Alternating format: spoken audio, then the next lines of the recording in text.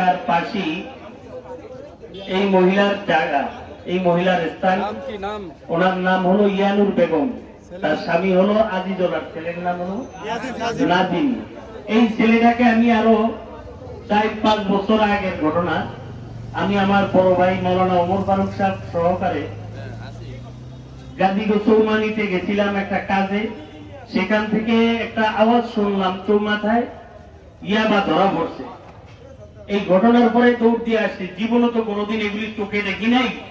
তো সবাই বলে 20 ব্যথার ট্যাবলেট, এটা দেখার জন্য আমি গেছি। তখন দেখি সেখানে দারোগা দাঁড়ানো আছে, ওকে হাতে ধরে দাঁড়ায় রয়েছে, আর সাইকেলটা পাশে খাড়া করানো। তখন জানতে পারলাম কিছুদিন আগে নাকি সে জামাতে গেছে, তাবলিগ জামাতে যায় ঘুরে আসছে। তা আমার প্রশ্ন হলো, একটা ছেলে একটা আদর্শ শিকার পরে কিভাবে সে আবার এই কাজের ভিতরে জড়িত হয়? প্যাকেট সহকারে দারোগাকে জিজ্ঞাসা করছে, স্যার আমরা তো জীবনে দেখি না, আমাদেরকে একটু দেখান। তখন সে বের করে পকেট থেকে দেখায়, বলে এই বাবা দেখেন, এই হলো বাবা। এগুলা নিয়ে দেখাইছে। তখন নিজের চোখে ওই দিন দেখলাম যে এটার নাম হলো ইয়াবা ট্যাবলেট। এর আগে জীবনে কোনোদিন দেখিনি। আসলে